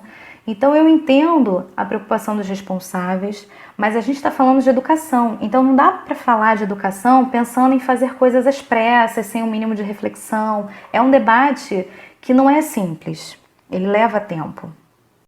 Agora, de onde é que você percebe que vem o maior volume de críticas, Laís? É dos responsáveis pelos alunos? É da sociedade civil em geral que não conhece o funcionamento do colégio? Quem é que mais critica vocês, profissionais do Pedro II? Olha, eu vou te falar que eu nem sei como mensurar esse tipo de coisa, porque o Pedro II sempre foi um alvo, e acho que sempre vai ser, né? Claro que o fato da gente não ter aderido ao ensino remoto piorou bastante as coisas nesse sentido. Mas eu acho que é importante dizer que as críticas são muitas e vêm assim de todos os lugares que você puder imaginar. Mas em contrapartida, a gente tem recebido muito elogio também, muito apoio. Então eu queria aproveitar, inclusive, para agradecer em nome da DCP2 a todas essas pessoas que confiam no nosso trabalho e falam isso abertamente. Queria agradecer aos coletivos responsáveis, aos grêmios, aos servidores, ao Sindicop, que é o nosso sindicato. Enfim, a todas as pessoas que dedicam parte do seu tempo a se informar sobre o que acontece na escola e a partir daí pensar junto para garantir a excelência do Pedro II. Então não é que a escola não queira receber crítica, mas o que a gente quer é que seja uma crítica que venha embasada em alguma coisa, que acrescente, que enriqueça esse debate. Antes da gente decidir por não aderir ao ensino remoto, e eu estou tocando nesse assunto porque eu acho que é o que mais gerou críticas, nos últimos meses, eu acho que é importante que as pessoas tenham a certeza de que nós ouvimos todos os lados, a gente analisou cada argumento. E se a gente escolheu não aderir ao ensino remoto, não foi porque a gente não quer trabalhar ou por pirraça, como eu já ouvi por aí. Foi simplesmente porque a gente escolheu pautar o nosso debate a partir de uma coisa que é irrefutável, que é o fato de o Pedro II ser uma escola pública num dos países mais desiguais do mundo. No Pedro II, a gente tem desde um aluno que passa as férias na Europa até o aluno que mal tem dinheiro para comprar um uniforme. Então, se a gente vai falar sobre educação, a gente vai falar sobre educação a partir da nossa realidade. Não dá para a gente ficar pensando o Pedro II por uma realidade que seja diferente da realidade da escola pública no Brasil.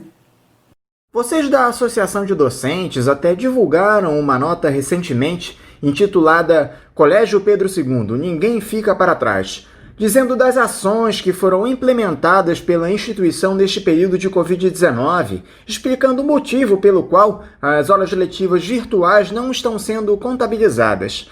Como é que essa nota foi recebida pela comunidade do colégio, Laís? Houve um arrefecimento das críticas depois dela? Sim, eu acho que as pessoas precisavam dessas informações. Acho que isso ajuda a acabar com essa ideia de que a gente não está fazendo nada.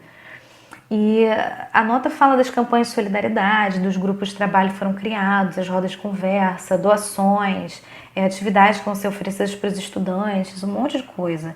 E o que eu acho mais importante que é a questão do auxílio financeiro emergencial que o colégio ofereceu para os alunos em situação de vulnerabilidade. E aí só um dado que não consta na nota, mas que vale a pena apresentar, é que nós temos mais ou menos 3 mil estudantes sem acesso digital. E dos que se inscreveram para receber o auxílio, só 1.917 foram contemplados, porque o colégio usou como critério o decreto 7.234, de 19 de julho de 2010, que limita o auxílio às famílias com renda per capita até um salário mínimo e meio. Então isso quer dizer que por uma diferença de alguns reais, muitos não foram contemplados. Essa é uma questão que a gente precisa também pensar como resolver, exatamente para não deixar ninguém para trás. E é um dado importante para que as pessoas entendam por que a gente não adere ao ensino remoto. É porque a gente tem mais de 3 mil alunos que não conseguiriam acompanhar perfeitamente essas atividades. Isso porque a gente está considerando a questão de acesso. Tem mais um monte de outras questões que também poderiam inviabilizar a participação deles.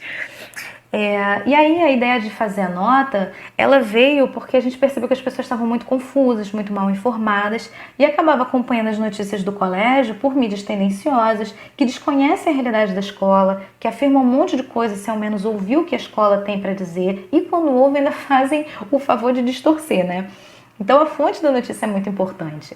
A DCP2 vem acompanhando muito de perto tudo que está acontecendo na escola, tem sido muito participativa. Então, quando a gente publica uma nota ou um boletim, como a gente faz todo mês, eu penso que a comunidade entende que ali tem uma informação verdadeira na qual ela pode confiar, né? E não é só a DCP2 também, né? Tem vários outros coletivos dentro da escola que estão trabalhando para levar a informação correta à comunidade. E o governo federal, o que tem feito para auxiliar vocês lá no colégio, Laís?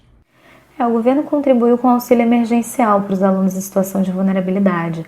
Mas assim, dá nem para a gente comemorar, porque é um valor de R$600 que não dá conta de garantir toda a tecnologia necessária para o aluno de fato acompanhar bem uma aula virtual, por exemplo, né? Não chega para todo mundo, a gente não sabe se até dezembro a gente vai conseguir chegar a todos os alunos. Então não dá para a gente começar um debate sobre educação remota, por exemplo, se a gente não está conseguindo nem garantir o básico, que é o acesso a todos os alunos, né? E o que eu acho mais triste nisso tudo é que a gente não tem políticas públicas voltadas para a educação e parece que não vai ter, né? Porque o ministro da Educação já avisou que não faz parte das atribuições do MEC resolver a questão de falta de acesso à internet dos alunos. Para ele não existe relação entre desigualdade social e educação. Mas no Pedro II a gente vê muito claramente essa relação e é nossa prioridade fazer de tudo que tiver ao nosso alcance para não aumentar essas desigualdades sociais que já são enormes dentro do país. Parece que o Ministério da Educação tem outras prioridades, né? Como ficar vigiando a forma como as escolas abordam a educação sexual, por exemplo. Mas enfim, é com essa realidade que a gente tem que trabalhar, né? Para encerrar, Laís, eu gostaria que você deixasse uma mensagem dos profissionais do Colégio Pedro II para todas as pessoas que estão nos ouvindo agora, especialmente sobre o que vocês pensam e desejam para o futuro dos alunos e do comprometimento de vocês, docentes, com o ensino de qualidade no nosso país. Eu tinha pensado em terminar falando um poema, uma coisa bonita, alguma coisa que desse esperança para as pessoas, mas eu acho que no fundo o que a comunidade espera é que o Pedro II dê as informações que justifiquem o fato de não ter aderido ao ensino remoto durante o ano de 2020, né? Então eu queria dizer para todo mundo que quando a gente trabalha presencialmente, a gente lida com uma série de questões que no trabalho remoto, no ensino remoto emergencial especificamente, se potencializam. O assédio é um exemplo disso. Então, além do desafio de pensar a forma de interação com o aluno do ponto de vista pedagógico, a gente precisa dedicar muito tempo a pensar as questões de segurança, tanto para o aluno quanto para o professor.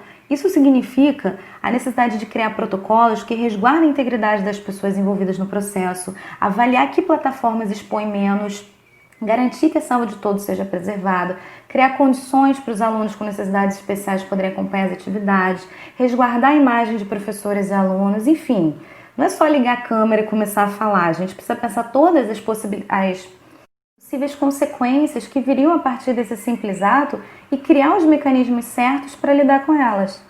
Uma frase que a gente tem ouvido muito é a seguinte: o pessoal diz assim, vocês não querem trabalhar. Eu diria que a gente está desde março trabalhando muito para poder no futuro trabalhar com tranquilidade, sabendo que os nossos direitos estão sendo garantidos e respeitados. E aí, só para exemplificar o que eu estou falando, na sexta-feira, alguns professores perceberam que na plataforma da escola, junto aos e-mails do aluno, aparecem 2 visitantes. Um é um e-mail do MEC e o outro é um e-mail do Ministério Público. Então a plataforma, né, que acaba na impossibilidade da gente ter um ensino presencial, ela acaba funcionando como a nossa sala de aula. Isso significa que dentro dela só deveriam estar os professores e os alunos. Nós sempre estivemos sob vigilância desses 2 órgãos, né, não é novidade isso pra gente, mas o espaço virtual ele potencializa e facilita a ação dos sensores. Por isso, eu peço à comunidade que entenda a gravidade do assunto. Então, não aderir às aulas remotas esse ano não é um capricho. Foi uma conclusão a que se chegou a partir de um debate muito sério que envolve a criação de protocolos que garantam a integridade física e moral de toda a comunidade. E o mais importante para a gente, então, é garantir a qualidade do ensino junto com a segurança para todas as pessoas que participam desse processo. Então, acreditem, a gente não estaria gastando tantas horas das nossas vidas em reuniões, em debates, em discussões, se isso não fosse fundamental no funcionamento da instituição durante a pandemia. Então eu não sei também, nem posso dizer para vocês o que vai ser do colégio em 2021. A gente está começando a fazer esse debate ainda, mas não tem nada certo. Mas garanto a vocês que se estivermos bem, com saúde, os debates vão seguir o tempo que forem necessários para a gente chegar às melhores decisões. Então eu peço a vocês que acompanhem e participem desses debates. Laís, muitíssimo obrigado por essa entrevista para nós aqui no Faixa Livre. Eu quero desejar sorte a vocês lá do Colégio Pedro II nessa batalha que estão enfrentando atualmente. Desejo a você um ótimo dia de trabalho e um forte abraço. Eu que agradeço, Anderson. Faixa Livre é um programa admirável, sempre preza pela verdade, a partir da escuta, do diálogo. E a DCP2 e o Pedro II são muito gratos ao programa pela parceria, pelo tempo, pelo espaço que vocês sempre nos dão. E eu espero que essa nossa conversa tenha sido útil aos ouvintes, possa contribuir para suas reflexões, não só sobre o Pedro II, mas para a educação de modo geral. E aí não custa lembrar que as reuniões do Conselho Superior, o CONSUP, têm sido transmitidas ao vivo, toda sexta-feira, a partir das 2 horas da tarde. Então, sempre que possível, é legal que a comunidade acompanhe as nossas deliberações. E é isso, um ótimo dia para todo mundo, bom trabalho, Anderson, um abraço para você e para todo mundo que está ouvindo a gente. Conversamos aqui com a professora de português, membro da diretoria da Associação de Docentes do Colégio Pedro II e conselheira no Conselho Superior do Colégio, Laís Naufel. E eu já cumprimento o presidente do Sindicato dos Trabalhadores da Empresa Brasileira de Correios, Telégrafos e Similares do Rio de Janeiro, o Sintect RJ, Ronaldo Martins. Ronaldo Martins, bom dia. Bom dia, Anderson. Bom dia, ouvinte do Faixa Livre. Mais uma vez, uma enorme satisfação estar aqui conversando, né, e dirimindo aí qualquer dúvida aí para os ouvintes e para a população sobre a questão da nossa campanha salarial. Ronaldo, muito obrigado por novamente você conversar conosco aqui nos últimos dias. Nós temos dialogado bastante nos últimos tempos. Ronaldo, a greve de vocês, trabalhadores dos Correios, se encerrou na última semana, mas houve muita polêmica por trás disso. O retorno ao trabalho, decidido em assembleias, aconteceu depois de o Tribunal Superior do Trabalho ter operado o acordo coletivo da categoria. Essa é a verdade. Explica aqui pra gente, Ronaldo, por favor, como se deu toda essa negociação em torno do encerramento da paralisação de vocês, do dissídio coletivo até a decisão lá do TST. Então, Anderson, como você disse, né, a nossa campanha salarial e a greve esse ano ela foi em cima de uma situação que eu falei anteriormente de anomalia judicial, porque ano passado nós tivemos uma sentença normativa que valeria por 2 anos o acordo coletivo de trabalho e que a empresa recorreu ao Supremo, o Supremo acatou e aí embaralhou todo a situação que para nós era nova, né? De uma decisão do TST, ali de uma sentença normativa, o Supremo, como eu falei anteriormente, está antenado às questões mais do capital do que propriamente a legalidade jurídica, né? E aí se deu a greve de 35 dias, uma greve onde a empresa demonstrou de toda forma a truculência em acelerar o processo de retirada de direito. E restou aí ao tribunal no dia 21, né, que foi o dia do julgamento. Houve 2 tentativas de conciliação, mas a AST, ainda sob o julgo e o ideário de privatista, né, do governo, não quis ceder às questões que para nós era muito importante, né, como benefício de mais de 10 anos. E no julgamento do TST, nós já tínhamos entendimento que o TST iria quase que ratificar a decisão do Superior Tribunal Federal. E no dia 21 nós tivemos ali aquele dissabor onde o TST retirou 50 cláusulas, né, que foram muito importantes ao longo desses anos, muitas cláusulas até 30 anos de benefícios para os trabalhadores, e nós tivemos ali a retirada.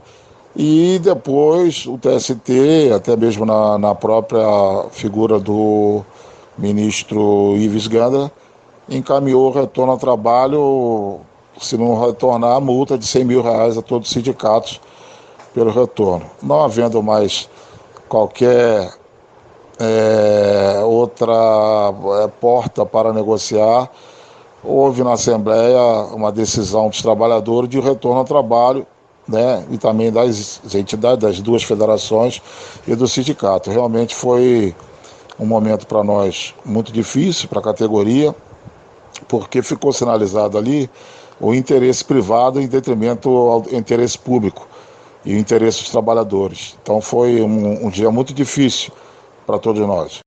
E como é que os trabalhadores receberam isso nas assembleias, Ronaldo? Essa decisão pelo retorno aos trabalhos se deu de maneira consciente ou foi mais por coação das instituições públicas? Então, Anderson, ela foi assim, os trabalhadores estavam todos extenuados, 35 dias de greve, e ao mesmo tempo os trabalhadores, no fundo, e aí foi decidido nacionalmente, todos os sindicatos voltaram da greve, ninguém permaneceu na greve, porque não havia outro caminho. Eu acho que aqueles trabalhadores que votaram pela continuidade da greve foi mais por uma revolta, né? Porque até nós dirigentes, né?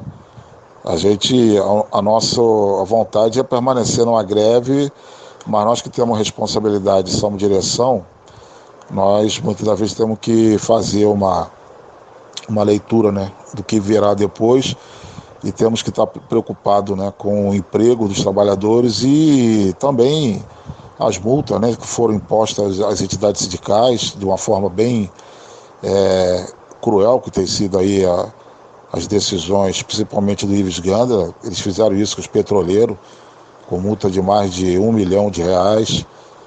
E o que está hoje por trás do Estado brasileiro é acabar com as entidades sindicais, acabar com o movimento dos trabalhadores. Mas assim, o pós-greve, depois que nós conversamos e apresentamos aí a permanência, mesmo que não foi o que nós queríamos, de 29 cláusulas, os trabalhadores estão conscientes de que fizeram o que tinha que ser feito, juntamente com os sindicatos, com as federações, mas o voto de permanência de alguns trabalhadores é pela revolta, porque você perde cláusulas que eram históricas, né? Mas nós, como estamos dirigindo, nós temos que dar um encaminhamento e ver até onde pode ir. Eu acho que nós temos que preservar o emprego dos trabalhadores e fortalecer também a luta que virá contra a privatização. Esse vai ser o foco nosso, das federações, dos sindicatos, uma luta forte contra a privatização. Então, dentro de um cenário muito difícil, nós conseguimos salvar 29 cláusulas. Ano que vem tem outro acordo, vamos buscar salvar e recuperar outras. E é assim, a nossa vida, a vida do sindicalista, a vida popular, é uma vida de luta, onde a burguesia se estrutura em cima da justiça que está a serviço da burguesia, do capital. E eu acho que aqui parabenizar todos que foram nessa luta. 35 dias de greve não é fácil, principalmente os trabalhadores que têm o salário ainda muito rebaixado, corte de salário e tudo isso, mas eu creio que mesmo num cenário tão difícil a gente ainda conseguiu recuperar alguma coisa. Não era o que nós queríamos, mas parabenizar todos os trabalhadores. O presidente da Central Única dos Trabalhadores, o Sérgio Nobre, chamou essa decisão do TST de aberração histórica.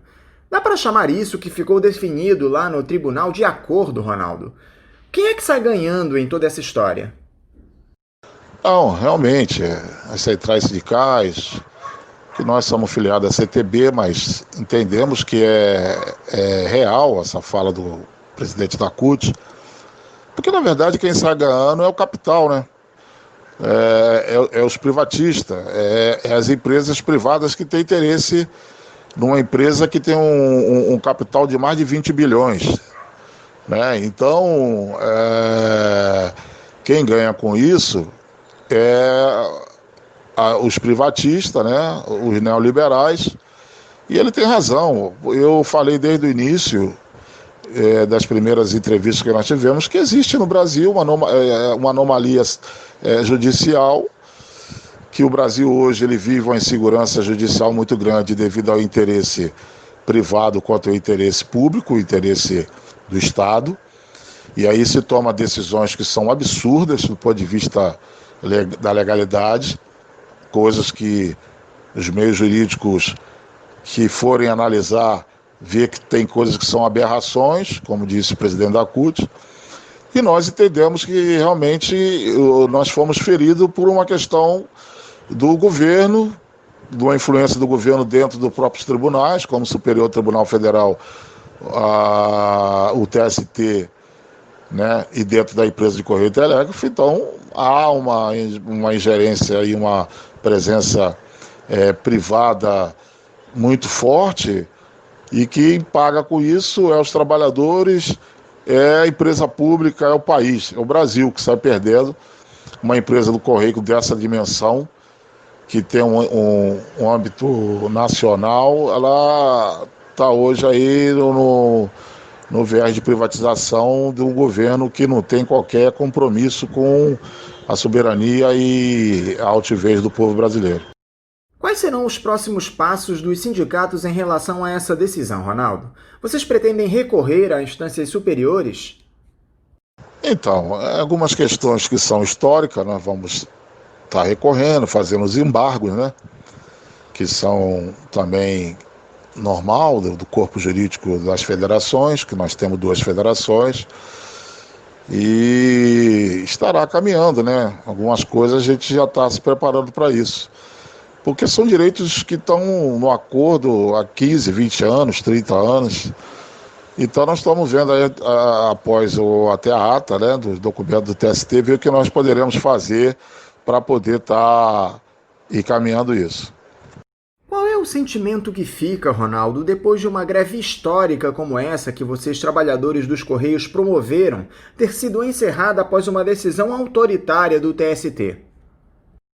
Então, acho que fica o sentimento de que a luta, ela é a nossa bandeira, né, da classe trabalhadora, do povo brasileiro. Acho que a greve dos Correios, ela demonstrou que sem luta a gente não consegue encaminhar as nossas vitórias, mesmo que ela seja às vezes uma vitória pequena, uma vitória que não era aquilo que nós queríamos, mas a sensação é que eu acho que sem luta não há vitória. E nós temos que preparar o Exército dos Trabalhadores para as próximas lutas que virão, e estar de prontidão todos os trabalhadores para que possamos marchar, porque nós, como trabalhadores e como cidadão, nós temos que estar entendendo que esse país não é o país que nós queremos, esse governo não é o governo que nós queremos, que não é só uma questão, tenho falado muito com os trabalhadores sobre isso, não é só a questão das cláusulas, que são muito importantes, mas nós estamos aí à véspera de uma eleição municipal, depois vai vir eleição majoritária, e que há, por parte de todos nós, elevar a conscientização para mudar esse cenário, porque o país hoje está entregue a bandidos, a corruptos, ao liberalismo que quer tirar todos os direitos, desde a reforma trabalhista, como a reforma da Previdência, agora a reforma administrativa, que está mantendo os privilégios daqueles que têm o poder, e quem está pagando é a classe trabalhadora e os mais pobres, né? A reforma tributária vai ser nesse mesmo sentido, dar privilégio aos ricos, que é uma temática desse governo, e retirar daquele que produz. Então, eu acho que toda luta vale a pena. Ronaldo Martins, eu quero mais uma vez te agradecer por essa entrevista aqui ao Faixa Livre. prestar toda a solidariedade do nosso programa e nos colocar à disposição de vocês, trabalhadores dos Correios, nessa luta incessante que fazem contra a diretoria da estatal, que recebe o auxílio luxuoso lá do Tribunal Superior do Trabalho. Te desejar um ótimo dia e um forte abraço. Eu quero agradecer, Anderson, mais uma vez, a você, Faixa Livre, Celeste, que muito gentilmente nos faz o contato aí para estar participando, que muito nos orgulha do teu programa, que é um programa mais democrático do Rio de Janeiro, né? Que mais tem aí a voz da classe trabalhadora. E eu quero parabenizar a todos, quero também agradecer aí aos ouvintes, e que assim, nós devemos estar todos defendendo o que é do povo brasileiro, né? As empresas públicas. Hoje nós estamos vendo aí o ataque que está sendo feito ao petróleo, à água, né, para entregar a iniciativa privada, e o Correio, como uma grande empresa de 360 anos, como bem disse a ministra Cátia Arruda, uma empresa que tem um papel social muito importante no Brasil, não pode ser privatizado. E contamos aqui com os ouvintes para que nos ajude nessa luta em defesa do Correio Público, em defesa das empresas públicas do Brasil e da soberania do nosso país. Forte abraço aos ouvintes e viva a luta do povo brasileiro, viva a soberania do nosso país. Conversamos aqui com o presidente do Sindicato dos Trabalhadores da Empresa Brasileira de Correios, Telégrafos e Similares do Rio de Janeiro, o Sintect-RJ, Ronaldo Martins. E vamos encerrando a edição de hoje do Faixa Livre, convidando vocês para amanhã, a partir das 8 da manhã, estarem aqui na Rádio Bandeirantes 1360 AM para mais uma edição do programa. Um abraço a todos vocês e até amanhã!